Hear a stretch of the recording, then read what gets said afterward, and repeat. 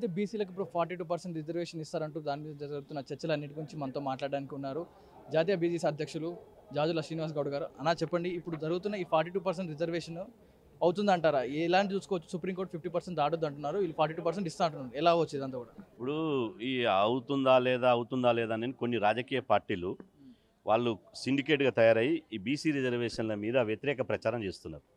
ఇవాళ మేము అంటున్నాము, గతంలో బీసీ రిజర్వేషన్ అమలు వేరు, కులగణన జరిగిన తర్వాత రిజర్వేషన్ అమలు వేరు. అదే సుప్రీంకోర్టు ప్రత్యేక పరిస్థితుల్లో కరెక్ట్గా మీ దగ్గర శాస్త్రీయమైన డేటా ఉంటే, రాజకీయ సామాజిక వెనుకబాటుతనం ఒక అక్యురస్గా ఒక ఎంపారికల్ డేటా ఒక డెడికేటెడ్ కమిషన్ ద్వారా నిర్ధారణ చేయగలిగితే ఈ రిజర్వేషన్లు 50% సీలింగ్ దాటొద్దని సుప్రీంకోర్టు జడ్జిమెంట్లో ఉంది. ఈ విషయం చెప్పకుండా రాజకీయ పార్టీలు, ముఖ్యంగా బీజేపీ బీఆర్ఎస్ నేతలు పదే న్యాయస్థానం నిలబడదు అంటే వీళ్ళేమో జ్యోతిష్యులా, లేకపోతే వీళ్ళేమో న్యాయ నిపుణులా, లేకపోతే సుప్రీంకోర్టు జడ్జిలా? ఏ విధంగా చెప్పగలుగుతారు వీళ్ళు? అంటే బీసీ రిజర్వేషన్లు అమలు చేయొద్దు, బీసీ రిజర్వేషన్లు అమలు చేస్తే మా పబ్బం ఇవాళ మా రాజకీయంగా మాకు నష్టం జరుగుతుందనే ఉద్దేశంతో కదా ఈరోజు ఇవాళ 50% రిజర్వేషన్లు ఉంటే మరి అగ్రవర్ణాల రిజర్వేషన్లు 10% ఎట్లా అమలు చేశారు? ఈడబ్ల్యూఎస్ రిజర్వేషన్లకు ఏ కమిషన్ ఇచ్చింది? ఎక్కడ డేటా కలెక్ట్ చేశారు? ఎక్కడ ఏ డెడికేటెడ్ కమిషన్ ఏర్పాటు చేశారు? రాజకీయ శాసనం ప్రక్రియ కానీ న్యాయ ప్రక్రియ కానీ ఏ ప్రక్రియ కానీ వాళ్ళు ఈడబ్ల్యూఎస్ రిజర్వేషన్లు చేయలే. కానీ బీసీ రిజర్వేషన్లు ఇచ్చినప్పుడు సుప్రీంకోర్టు జడ్జిమెంట్ ప్రకారం బీసీ రిజర్వేషన్లు నిర్ధారించడానికి ఫస్ట్ కులగణన జరగాలి, కులగణన చేయడానికి డెడికేటెడ్ కమిషన్ ఏర్పాటు చేయాలి అని చెప్పింది. కాబట్టి డెడికేటెడ్ కమిషన్ ఏర్పాటు చేసిన తర్వాత అందులో వచ్చిన మొత్తం లెక్కలెంత అఫీషియల్గా వెల్లడించి, అందులో సామాజిక రాజకీయంగా వెనుకబాటుతనం ఎంత ఉందో దాన్ని గుర్తించి దాని ఆధారంగా రిజర్వేషన్ నిర్ధారించండి అని చెప్పింది.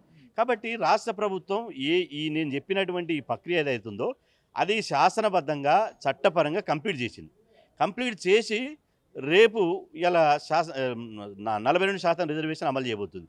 దానికంటే ముందే అమలు చేయాల్సినటువంటి జాతీయ పార్టీ అయినటువంటి బీజేపీ అమలు చేయదు.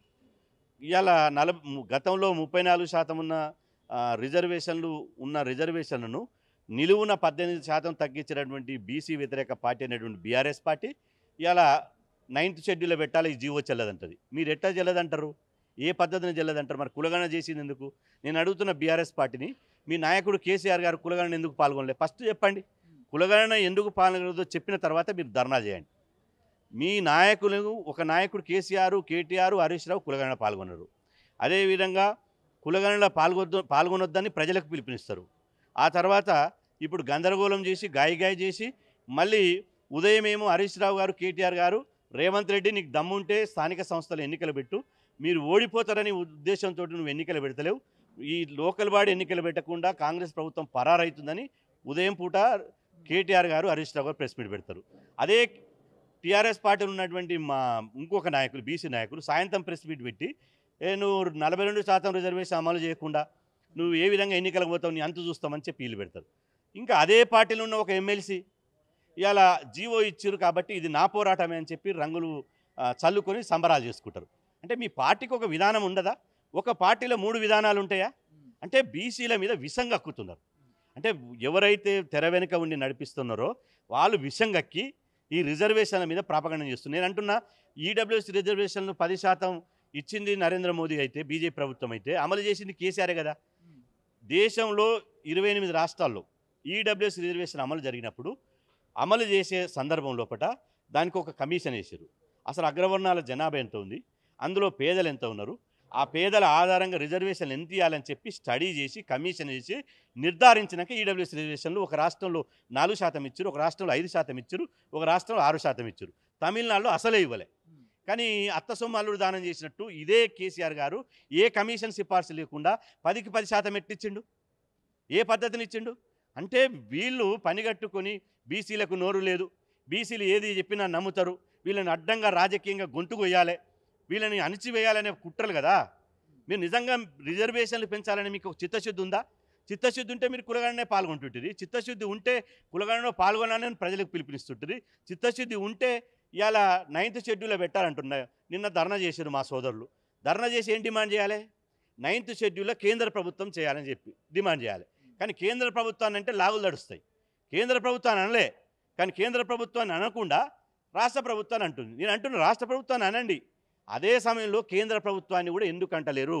కేంద్ర ప్రభుత్వాన్ని కూడా ఎందుకు నిలదీస్తలేరు? ఇవాళ పార్టీలు ఏదైనా కావచ్చు. ఇక్కడ కేంద్ర ప్రభుత్వం అంటే ఇప్పుడు బీజేపీ వారు బండి సంజయ్ కానీ బీజేపీ పార్టీ ప్రెసిడెంట్ ఆయన కూడా ఏదైతే ముస్లిమ్స్ని ఇందులో కలిపితే బీసీకి 40% అవనివ్వమంటూ కూడా మాట్లాడుతున్నారు. వాళ్ళకేం చెప్తారు సార్ ఇది? ఇప్పుడు నేను అంటున్నా, కేంద్ర జాబితాలో ఓబీసీ జాబితా ఉంది. అందులో ముస్లిం లేరా? 27% రిజర్వేషన్లు ఎట్లిస్తున్నారు? అది కేంద్ర మంత్రికి తెలియదా? ఆ తర్వాత ఎన్డీఏ భాగస్వామ్యం ఉన్నటువంటి రాష్ట్రాలు ఉన్నాయి. ఎన్డీఏ భాగస్వామ్య రాష్ట్రాలు ఉన్నటువంటి చాలా రాష్ట్రాల్లో ముస్లింలకు 4% రిజర్వేషన్ అమలు చేస్తారు కదా. ఎందుకు చేస్తారు? ఉదాహరణకు పక్కన ఉన్నటువంటి మన తెలుగు రాష్ట్రం అనేటువంటి ఆంధ్రప్రదేశ్ ఉంది.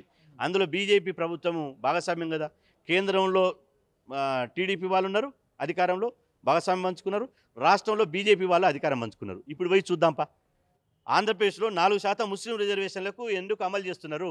ఇది కేంద్ర మంత్రి బండి సంజయ్ గారికి తెలియదా? రాష్ట్ర అధ్యక్షుడు రామచంద్రరావు తెలియదా? కళ్ళకు గంతలు కట్టుకున్నారా? అంటే బీసీలు ఏది చెప్పినా నమ్మితే మోసపోతారు అనుకుంటారా? మీరు మీ వ్యతిరేక వైఖరి మార్చుకోకపోతే మీ సంగతి ఏందో చూస్తాం, ప్రజాక్షేత్రంలో తెలుస్తాం. ఒకవేళ ఇప్పుడు 42% రిజర్వేషన్ కాకపోతే మీ నెక్స్ట్ వ్యూహం ఎలా ఉండబోతుంది సార్? ఒకవేళ 42% రిజర్వేషన్ ఖచ్చితంగా అమలవుతుంది. చట్టపరంగా న్యాయపరంగా అన్నీ ఉన్నాయి. ఇప్పుడు 42% రిజర్వేషన్లు పెంచాలని గవర్నర్ దగ్గరికి ఫైల్ పోయింది. ఆర్డినెన్స్ వస్తుంది. ఆర్డినెన్స్ వచ్చిన తర్వాత అమలవుతాయి. ఈలోపు జూలై 21 నుంచి పార్లమెంట్ సమావేశాలు నడుస్తున్నాయి. ఇక్కడ నుంచి పోయినటువంటి బిల్లు 3 నెలల్లో 3 రోజులు అయింది ఇప్పటికీ.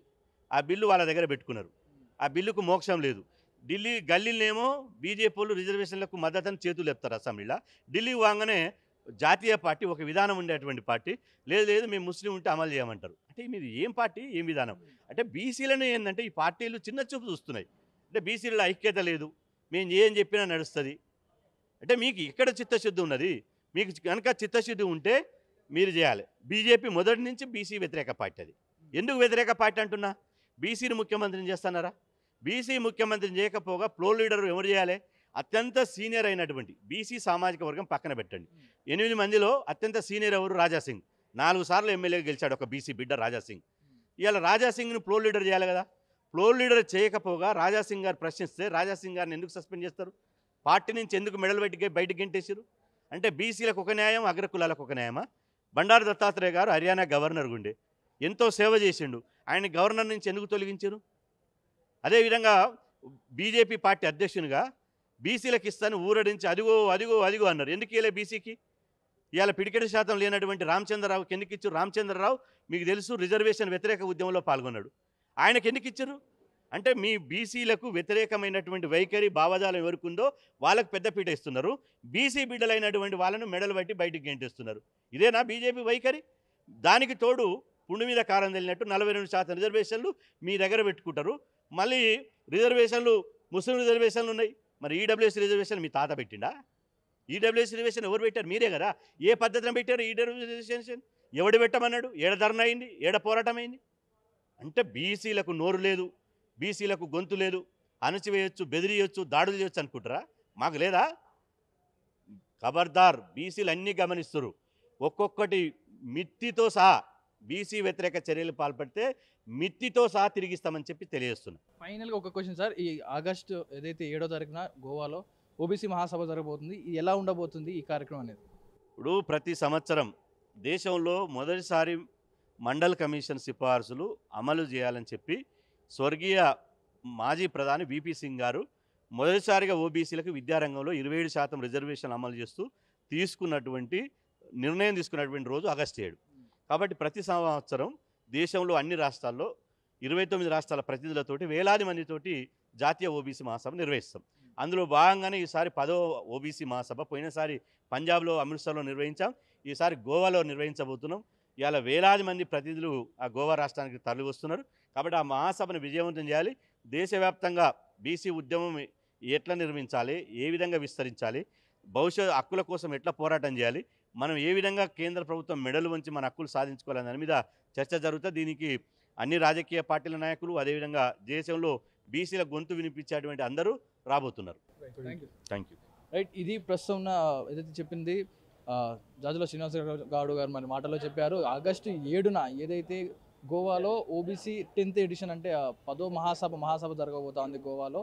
దీనికి ప్రతి ఒక్క దేశంలోని ప్రతి రాష్ట్రం నుంచి మంత్రులు కానీ ప్రతి ఒక్కరు కూడా కార్యక్రమానికి హాజరవుతారు. బీసీల గొంతు విప్పి వారికి ఉన్న సమస్యల గురించి మాట్లాడతారంటూ కూడా చెప్తా ఉన్నారు. సో వేచి చూడాలి. జూలై ఏదైతే ఆగస్టు 7న ఏదైతే మహాసభ జరగబోతుందో ఈ ఓబీసీ మహాసభ, దీని గురించి ఎలా చర్చిస్తారు, ఎలాంటి విషయాలు బయటకు వస్తాయని కూడా చూడాలి. గాజుల శ్రీనివాస్ గౌడ్ మాట్లాడుతూ కూడా చెప్పారు, బీసీలకు ఏదైతే 40% రిజర్వేషన్ వచ్చేదా కూడా మేము పోరాడుతామంటూ కూడా ఆయన మాట్లాడడం జరిగింది. అసలైన తొలి వెలుగు. ఫాలో వాట్సాప్ @తొలి వెలుగు official.